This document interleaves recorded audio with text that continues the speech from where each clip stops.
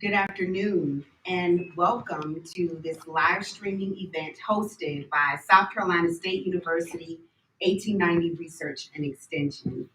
We are streaming live via our social media platforms directly from the 1890 Research and Extension Administration Building, located on the SC State campus in Orangeburg, of course, what we also like to call Bulldog Country. I am Elizabeth Mosley Hawkins, the Marketing and Communications Director for 1890, and I'm delighted that each of you have decided to take the time to join us and celebrate the Computer Access Program, which you will learn more about as the program progresses. Before our next speaker comes to the podium, I want to take a moment to briefly tell you about SC State 1890 Research and Extension. We serve as the outreach arm for the university, and we help advance the institution's mission. We accomplish this goal through some 49 strategic partnerships across the state of South Carolina, as well as through community and stakeholder engagement. By offering nearly 1,300 programs and services, we innovate and educate to elevate the quality of life and standard of living for all South Carolinians. With our 7 regional service areas, anyone is able to take advantage of our programming, whether it is through 4-H youth development, community and economic development, education, innovation and support, family, nutrition and health, and sustainable agriculture and natural resources. We also have a research component where our esteemed research faculty seek to identify solutions that positively impact our communities. I would be remiss as the marketing director if I didn't give you some additional information to get in contact with us. So if you're interested in learning more about 1890 Research and Extension, please send an email to scstate1890 at scsu.edu, and we'll add you to our contacts database.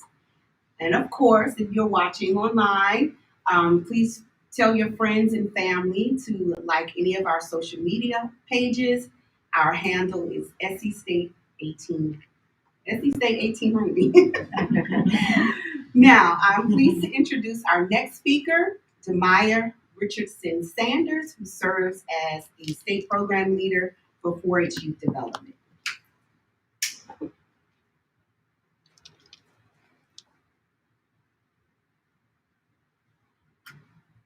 Thank you, Liz. Good afternoon. We gather today for a special occasion to acknowledge partnerships through which communities will be transformed by leveraging the power of technology. Just before COVID-19, 1890 Extension staff and 4-H Youth Development in the Midlands region, which serves Orangeburg, Bamberg, Barnwell, and Calhoun counties, as well as members of our information technology team, met to discuss how we might best serve our youngest constituents. At the time, our IT department was preparing to upgrade computers for staff. We determined that it would be ideal for SC State 1890 to donate our gently used computers to area after school programs and early childhood centers. So we developed the Computer Access Program. This initiative provides digital access to early childhood centers and learners in vulnerable communities. As you can imagine, delivering the computers to selected partners was delayed because of COVID-19. But I am pleased to announce we have delivered a total of 20 computers to 3 after school programs and 1 child development learning center in Orangeburg and North South Carolina. Every location received 5 computers equipped with the newest Microsoft Office. The Computer Access Program would not have been possible without our strategic partners who recognize the importance of technology and access. Again, everyone, access to connectivity for the students who are enrolled in their respective educational programs. At this time, I want to acknowledge our partners.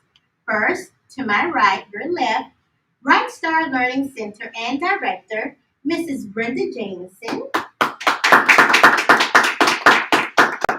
Distinctive Learning Founder and Director, Kim Jennings. Greater Faith Baptist Church Child Development Center and Director, Yvonne Rodriguez. And the Orangeburg Area Boys and Girls Club and board member, Mr. Willie Booker. Thank you to each of you for your willingness to partner with the SC State 1890 Research and Extension Program.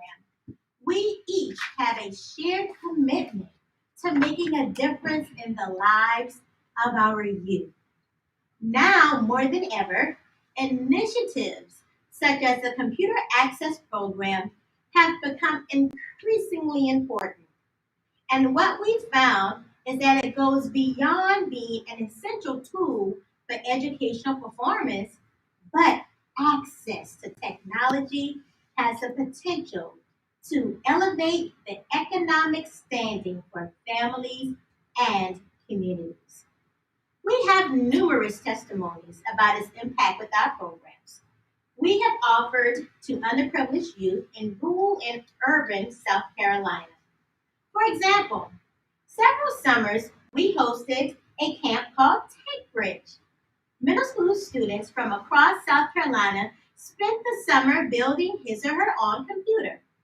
During the remaining weeks of the camp, students used the computers for academic lessons in literacy and mathematics. At the conclusion of the camp, each student took their newly built computer home. For one family, a parent was able to apply for jobs at home and eventually gained employment. So when we talk about improving quality of life, it's stories like these that we strive for. As the state program leader for 4-H and youth development, I am looking forward to the transformational outcomes the students at our partnering centers will experience.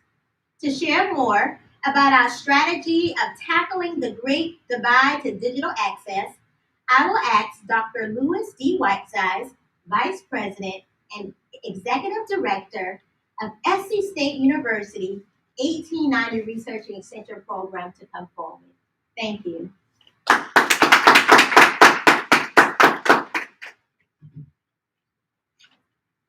Well, hello everyone. Hello everybody in the room. Hello. Hello to our partners. Well, thank y'all for coming out. Thank y'all for tuning in. First, I want to thank Mr. Mike Richardson Sanders and our Information Technology Department for actually pulling this program together. As Ms. Richardson Sanders said earlier, we've been at this for about 2 years, ready to pull this day off. So I'm really happy that we got here. COVID didn't delay us anymore. So, everybody knows technology. Technology plays a pivotal role in the strategy to propel limited resource individuals, communities, and families, as well as smaller minority farmers in the state of South Carolina. There are numerous reports of data that show persons within these demographics face daunting challenges across the spectrum, from education to employment, to healthcare, to basic financial resources. Seemingly, the disparities never end.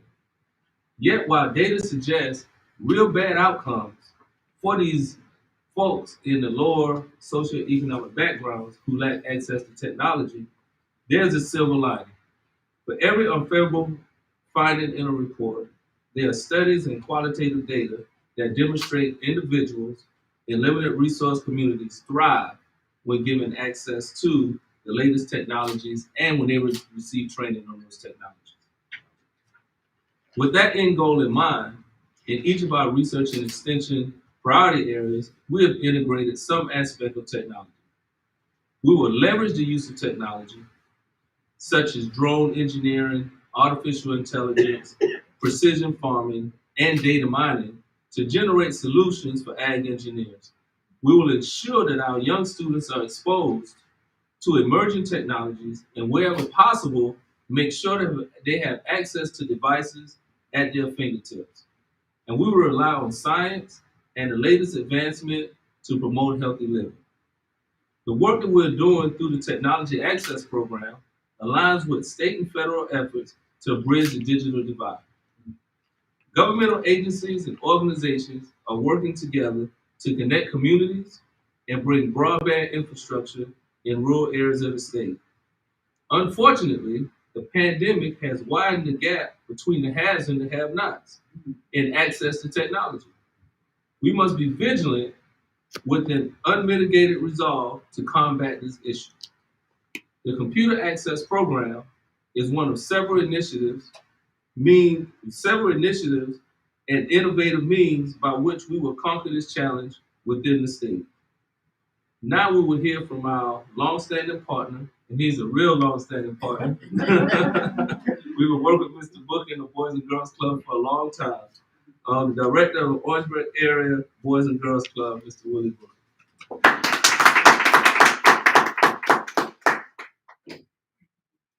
First of all, I'd like to say good afternoon to everyone. Thank you, Dr. Whiteside, for those kind words. And I would just like to thank South Carolina State 1890 Research and Extension Service for being a partner for a long time. And as I speak on partnership, I speak for our other partners that are here today from the Bright Star Learning Center, the Greater Faith Church Child Development Center, and Distinctive Learning. Because as we stand here and celebrate, we're celebrating the opportunity to advance our technology for our youth.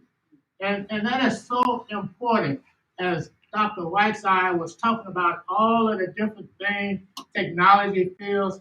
You know, those computers that you all just recently installed for us, Dr. Whiteside, that's going to enable some kid to reach that dream, that goal of operating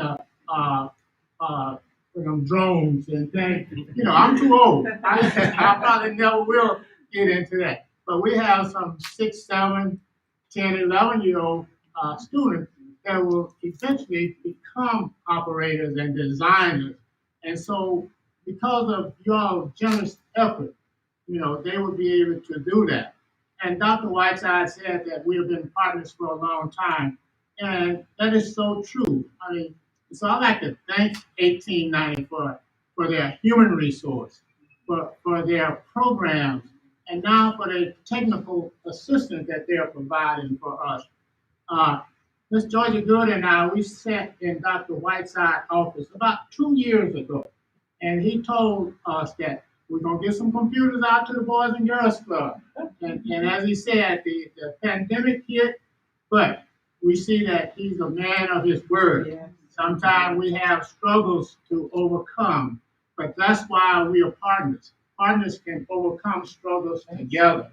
And so on behalf of the other partners, I would just like to thank 1890 and Dr. Whiteside team of 5. They said it takes 5 of them to keep him straight.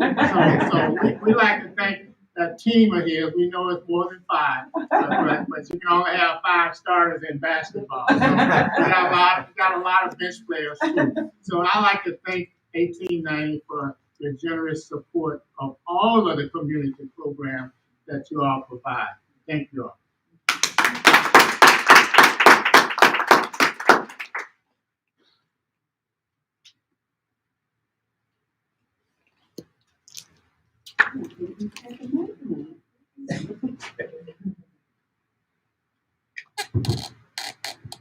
And then there was sound. So we're at the point of the program where we will have the ceremonial signing.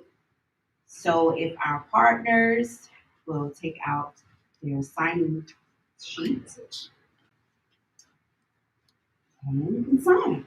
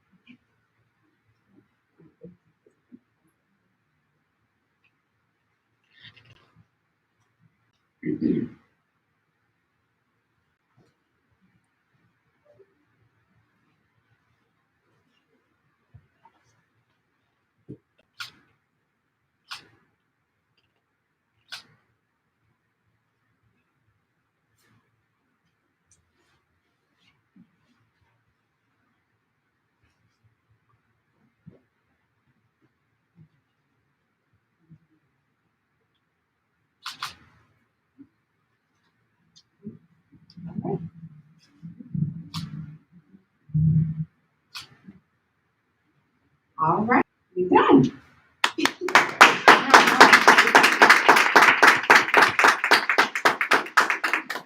So we are at the end of the program, but I do want to allow Dr. Whiteside to have an opportunity to give some closing remarks. So, Dr. Whiteside.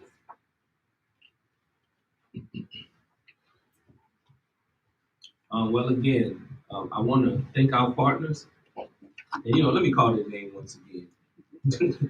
The Orangeburg Area Boys and Girls Club, Right Side Learning Center, Greater Faith Baptist Church, Child Development Center, and Distinctive Learning.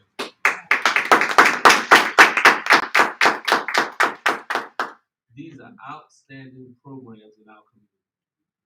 I'm going to say that again. They are outstanding programs in our community.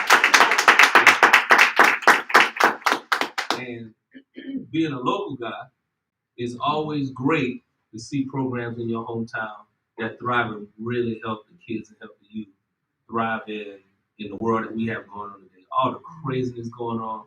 A safe space for kids after school is just invaluable. And these programs provide that. So we are elated that they're actually partnered with us. So they are the ones that are real superstars, not us. And so if we can support them in any way that we can, then we thrive to do that. So again, thank y'all very much for partnering with us. Yes, ma'am. When I was 9 years old, I met South Carolina State College 1890 down at Camp Daniel. Yes, ma'am. I am 79 now. So if you can subtract and add, that's 70. I've been around. And I just want you to know that I'm just happy for you. Thank you. Thank you very much. I used to work here and I used to argue with it, debate with it all the time. It's good, you're not for the tough of it. Anyway, it's all good. Yes, ma'am. Yes, ma'am. And if any time that we can do anything to help you meet your needs, you holler. Thank you, ma'am. I would definitely do so. Oh, now these folks up here know I'll straight call you. they know that, and they know they can depend on us, and that's what I love about this partnership. Yeah. And that's what I love about the partnership. They know they can depend on us, and we depend on them. So with that, about longevity. Longevity, yes. Yeah. The longevity of it is great. Now, I do want to thank a couple of people. I want to thank Dr. Drummond here, who's our Director of Strategic Initiatives. All right. Mr. Maurice Mitchell. Where you at, Maurice? Dr. Michaela Mitchell. There you go. She's Regional Director of the Midlands area. She's actually over this area here. Ms. Rosalette Rickenbacker. There you go. And she actually goes to these centers all the time. Yes. And somebody else called me one more time and said, I want Roger to come out. I like to scream. But that's great. That's great that they actually request that she comes up. Actually delivers our programs in the manner that she actually does. Yes. And I want to thank just the other Midlands region staff that's not here. They're not here today, but in our region here in the Midlands, they do an excellent job of, delivering our programs and services. Okay, well, it seems like we got a question, folks. Well, I know you guys are wrapping up, so. Yes, sir. But since I have you at the podium. We have WLTX here, so ask some questions. Hey, how about y'all tune into the news station? WLTX always covers our events, so I want to acknowledge them also for being here. Yes, sir. Yes, sir. So I know this is not on you guys' event schedule, but since I have you at the podium, can you tell me why y'all selected these 4 organizations to donate their computers to? That's an excellent question. We selected them because, again, they were already established partners that have already been vetted, and we know the quality of work that they actually do. Now, we do have plans for expansion in the future, so other partners out there, don't worry, we coming. But this is our pilot program. The program is the first of the program rollout. So we're looking at rolling out programs. We want to roll out with excellent centers, for one, and centers that we've been tied to for a long time that have done work with us. So that was the only criteria. That was the only criteria that we actually used to determine who we work with. And again, they're excellent centers. So that was the thing that stood out. So What's the purpose of it? the purpose of the program is to bridge the digital divide, to bridge the gap in technology. When our kids get out of school and they go to the centers and things like that, they need help with their homework. They need help with doing a lot of different things. But kids are technology driven these days. So you can never have too much technology for them if it's used constructively.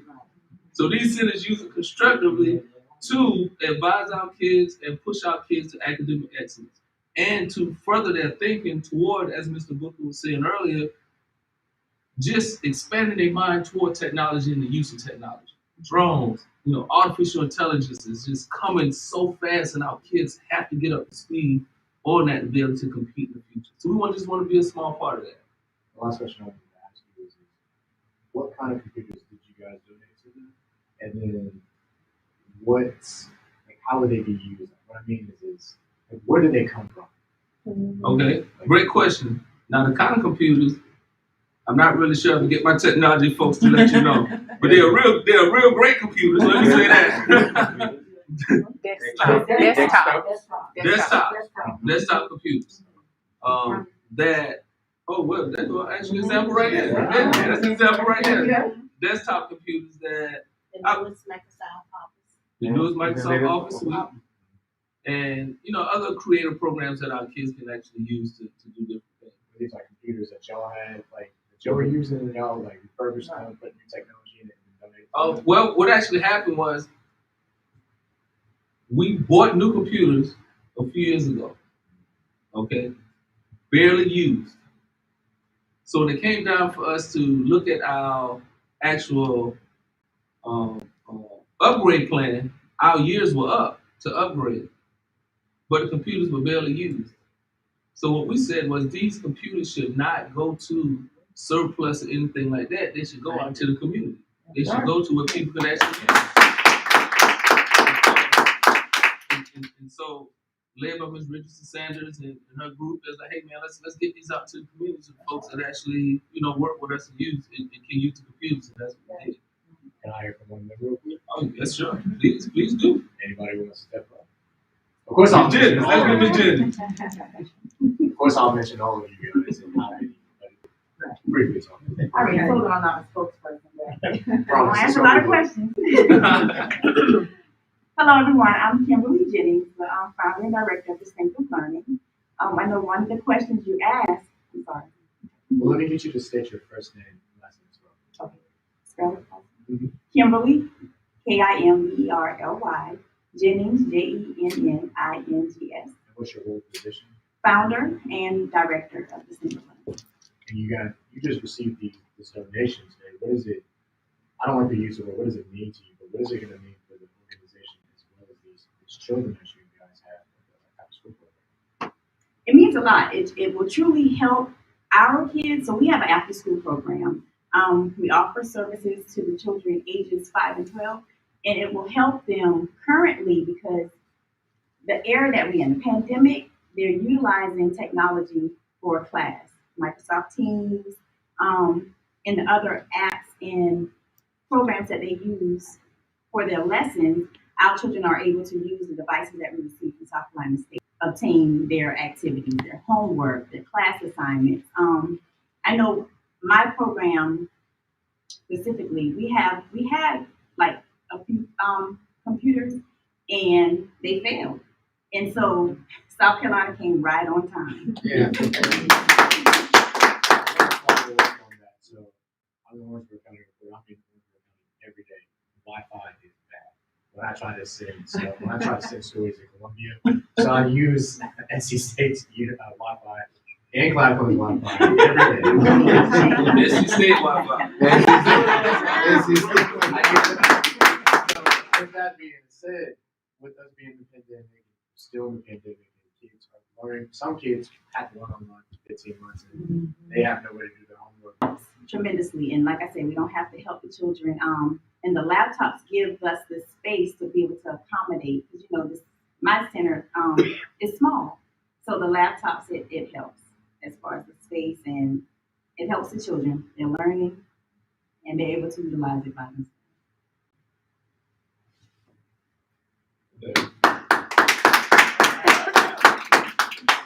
Well, for someone who said they're not a real speaker, I think they did a real.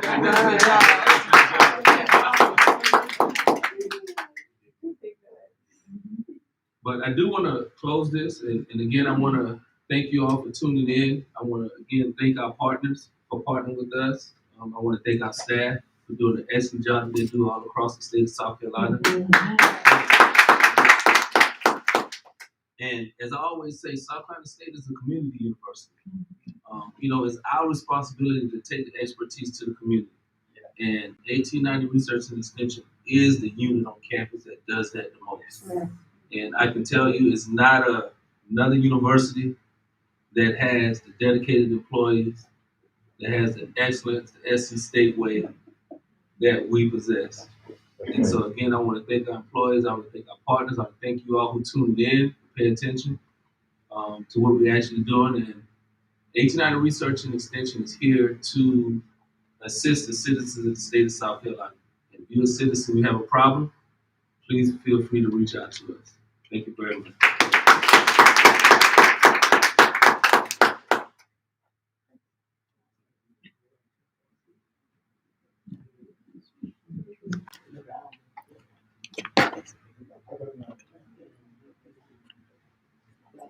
Okay.